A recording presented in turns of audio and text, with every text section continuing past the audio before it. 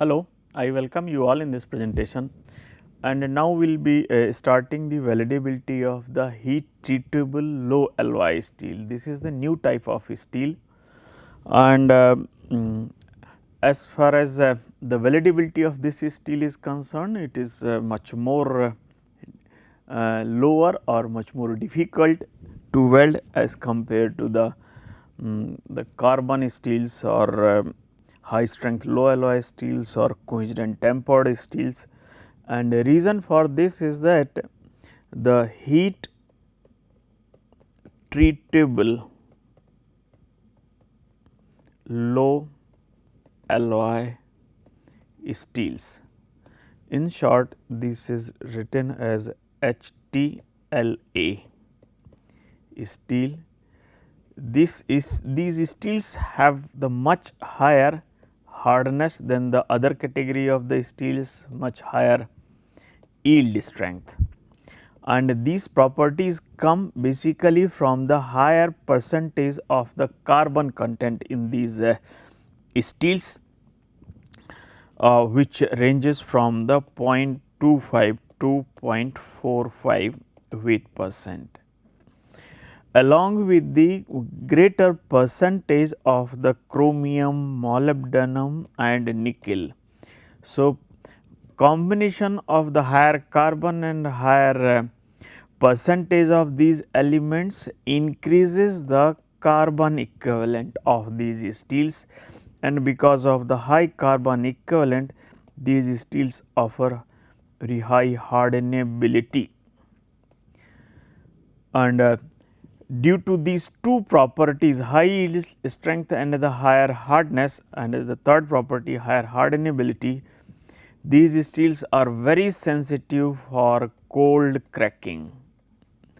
So, cold cracking and the embrittlement of the weld as well as heat affected zone due to the martensitic formation, martensite formation are the main issues related with the welding of the heat treatable low alloy steel. If we compare it with the QNT steels immediately, which are also heat treated for quenching and then tempering treatment, but the carbon content is lower 0.1 to 0.5%, and similarly chromium, molybdenum and nickel percentage in these steels is also lower as compared to what we have in case of heat treatable low alloy steels. So, to enhance their response to the heat treatment in this category of the steels, the carbon content is increased and alloying concentration is also increased, so that the response to the heat treatment can be enhanced. As far as the welding is concerned of these steels, because of the excessively high hardness and the high yield strength, these are difficult to weld, and that is why their hardness is required to be reduced, yield strength is required to be reduced, and therefore, welding of the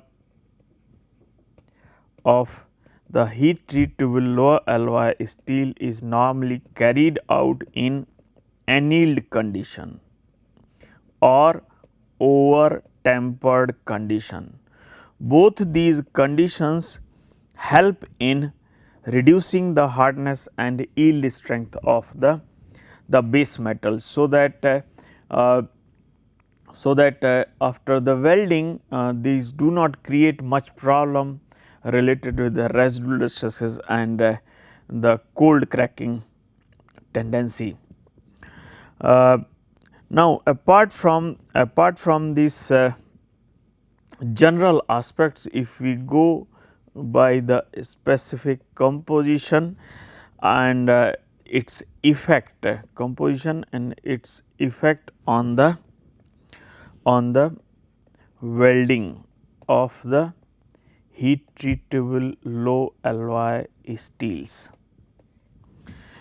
So, as I have said, higher carbon and higher alloying concentration leading to the increased carbon equivalent, increased hardenability, and this in turn increases the cold cracking tendency, and therefore preheat in these steels become very crucial, means preheating becomes critical in order to lower down the residual stresses and lower down the hardness, so that the cold cracking tendency can be reduced. If the hardness and the yield strengths are extremely high, then sometimes even preheat of temperature less than 400 degree Fahrenheit does not help much in controlling the cold cracking, and we need to use the low hydrogen practices for welding, so that the hydrogen content in the weld metal can be reduced. So, for preheat less than 400 degree Fahrenheit, low hydrogen controlled procedures should be used, so that the hydrogen induced cracking or the delayed cracking or the cold cracking tendency can be reduced. Apart from the normal alloying elements like carbon, chromium, molybdenum, vanadium, nickel in these steels, the two other elements play a very crucial role in these steels, that is sulfur and phosphorus. Both these elements increase the cracking tendency in different ways, and that is why with the heat treatable low alloy steels, the maximum limit of the sulfur and phosphorus is less than what is there in for the conventional other steels like 0.05%. So, the steels which are made by the different processes, maximum allowed limit, normally this should be less than 0.025%, but for both sulfur and phosphorus, but the steels prepared using the process like the basic electric arc furnace, the maximum the sulfur and phosphorus content should be less than 0.25, while in case of the basic open hearth and oxygen furnaces, the maximum allowed limit is less than 0.035 to 0.04. So, less than 0.04 is the maximum allowed limit for sulfur and phosphorus for the steels made using the basic open hearth or the oxygen furnace.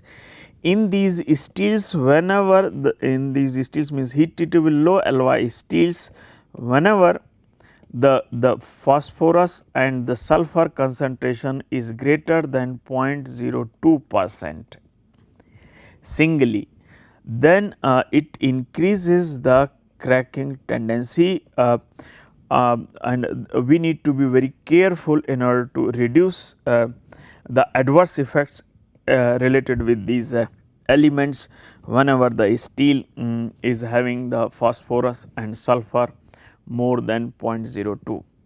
So, the phosphorus whenever it is present in quantity greater than 0.02% in a steel, it decreases the ductility of steel, it decreases the notch toughness of the steel, and because of this the cracking, reduced ductility and toughness promotes the cracking tendency of the steel.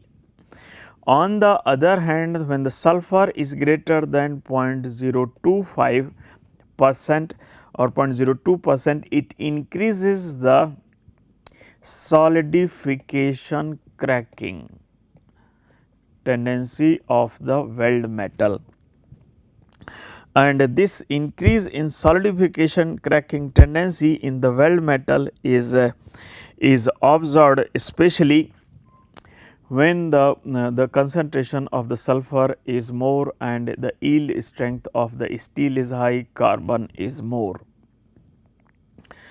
And the solidification cracking SC or hot tearing HT, hot tearing of the steel is attributed to the segregation of the alloying elements in the heat treatable low alloy steels at the weld center line. Since the apart from the sulfur and phosphorus, these steels have higher carbon and higher percentage of the alloying elements, and these elements, when the weld joints are made, these elements tend to segregate. Like this is the plate being welded, this is the weld center line. So, when the weld is made like this at a particular cross section of the weld like this, the solidification proceeds from the fusion boundary towards the center like this. So, solidification proceeds with the solidification of the pure elements, and alloying elements are rejected in the molten metal. So, at the end what we have at the center, the liquid metal is enriched with the higher percentage of the alloying element.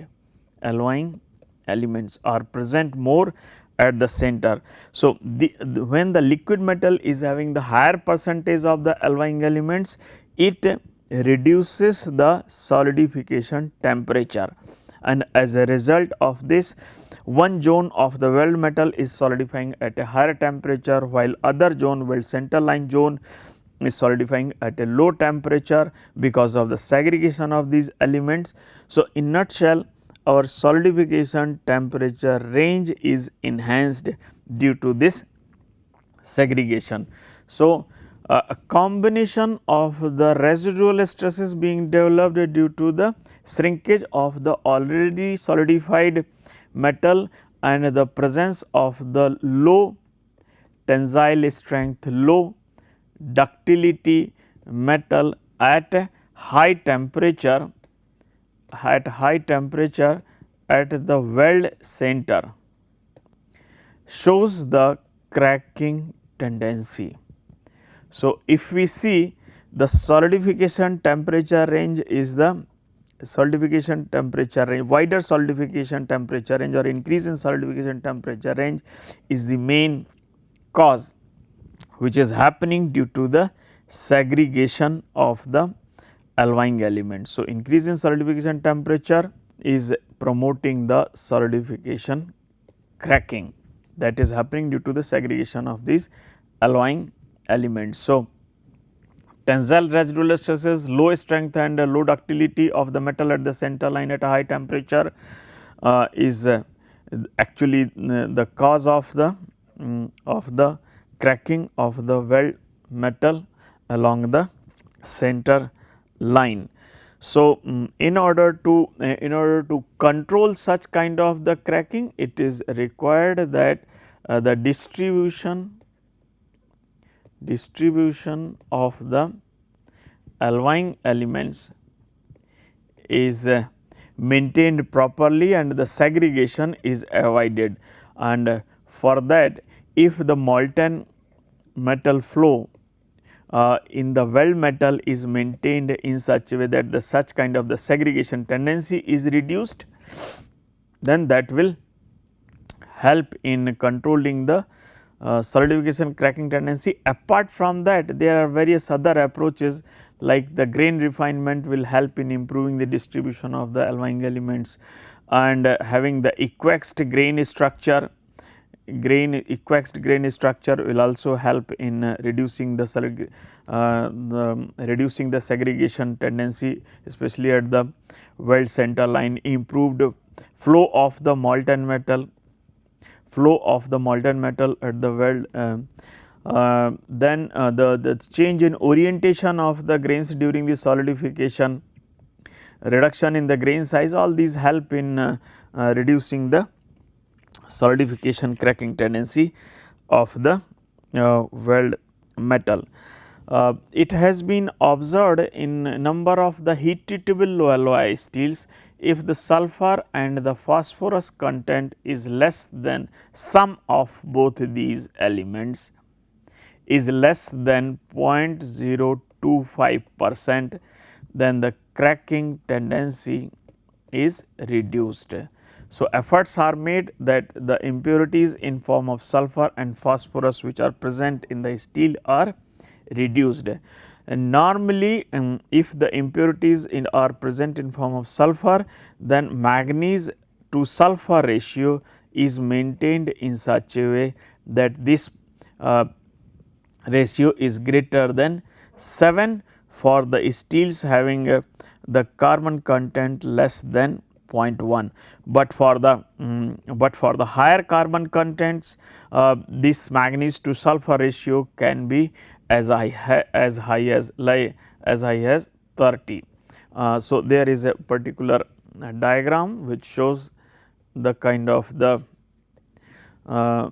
here carbon content like 0.05, 0.1, 0.15 to 0.253 like this, and here we have manganese to sulfur ratio. So, manganese to sulfur ratio is like this here 10, 15, 20, 25, 30. So, the kind of the ratio which is required to avoid the cracking, like this is the no cracking zone, and this is the zone where cracking will take place. So, for there is a very wide band actually for this ratio. So, when the carbon content is very low, the manganese to sulfur ratio has to be like 7, but as the carbon content in the steel increases, the manganese to sulfur ratio which is to be maintained for avoiding the cracking, that also increases, and like say for the carbon content 0.2% carbon content, manganese to sulfur ratio is coming out like 0.25 25 or more. So, the what manganese to sulfur ratio is to be used for avoiding the solidification cracking or hot tearing tendency, that will directly be depending upon the kind of the carbon which is present in a given steel. Now, we will see that during the welding,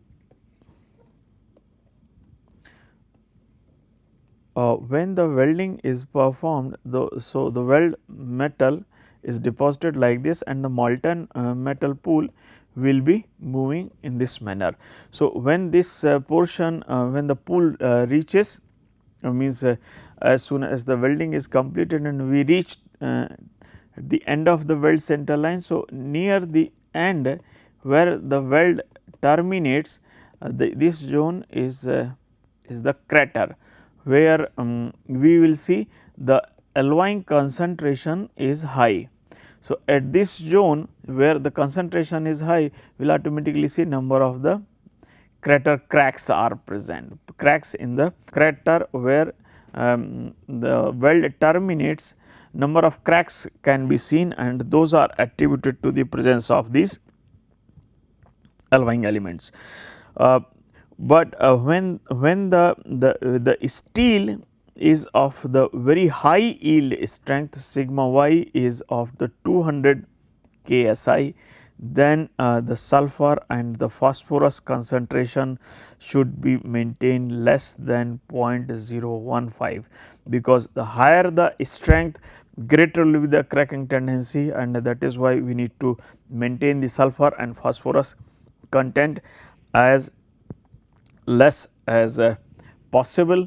Now, we will see there is one typical category of the heat treatable low alloy steel, that is 4340 steel.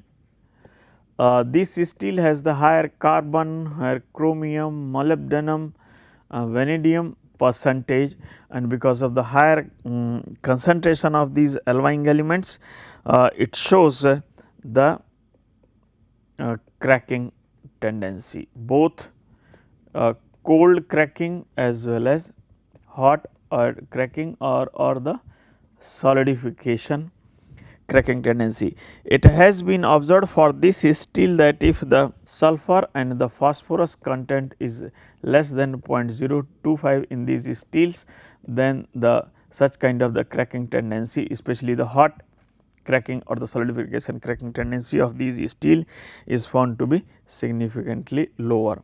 Since the carbon and the alloying concentration in these steels is high, so for development of the weld joints which do not show much of the cracking tendency, normally the fillers are used which are lower in the carbon and the alloying content. So, low carbon or low alloying fillers are used, so that whatever weld metal is made, that is of the low carbon and the low alloying concentration, and this in turn will be leading to the reduction in the carbon equivalent, reduction in the hardenability. So, reduced hardenability of the weld metal in that case will be leading to the reduced embrittlement tendency of the weld metal, because the filler metal will not be doing much or anything with the heat affected zone. So, the HZ properties are not much affected because of this, but the weld metal embrittlement and the cracking tendency is reduced when we use the low carbon and the low alloying concentration in the filler during the welding of the heat treatable low alloy steel. Now, we will see the heat treatable low alloy steels significantly differ in terms of the kind of the elements which are present in it. There are various categories of the QNT steels. Few will be having higher carbon, chromium, molybdenum only, while others will have carbon, chromium, molybdenum and vanadium also, while there is a category of the heat treatable alloy steels which will have carbon, chromium, molybdenum, vanadium as well as nickel. So, there are different types of the steels. So, as per the kind of the alloying concentration and their weightages, the carbon equivalent will be affected, which in turn will be governing the hardenability of the steels, and accordingly their response to the heat of the welding will be observed. So, now we will see some of the compositions which are related with the heat treatable low alloy steels. So, if we see here 4130 and then 4340, these are the few categories of the steels which are extensively commonly used. So, if we take a 4340 steel having the carbon 0.382 0.43, manganese 0.62 this is having the nickel of 0.162 1.622%, chromium is of 0.7 to 0.9, molybdenum is 0.22.3. This is one type of the steel. There is like 4037 steel having the carbon 0.35 to 0.4, manganese 0.7 to 0.9, there is no nickel, there is no chromium, molybdenum 0.2 to 0.3.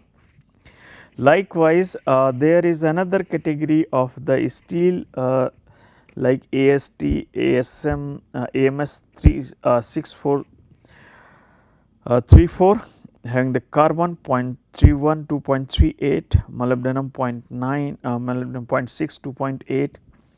But as far as the nickel is concerned, 1.65 very high, chromium is 0.65 to 0.9 and molybdenum 0.3 to 0.4, and then additionally vanadium. So, there are different categories. Here there is no nickel, no chromium. Here we have nickel, chromium, molybdenum, and in this case we are having nickel, chromium, molybdenum and vanadium, all 4 elements. So, the different types of the heat treatable low alloy steels, and they will be offering us the different carbon equivalent values, and accordingly our the hardenability will be changing, and the response to the heat treatment of the welding will also be changing, and these factors means this compositional variation will directly be affecting the ease of welding or weldability of steels. So, welding metallurgy related aspects we will be talking in the next presentation about the heat treatable low alloy steels. So, now I will summarize this presentation. In this presentation basically I have talked about the general properties and the composition of the heat treatable low alloy steels, and the way by which the composition can affect the weldability of the steel. Thank you for your attention.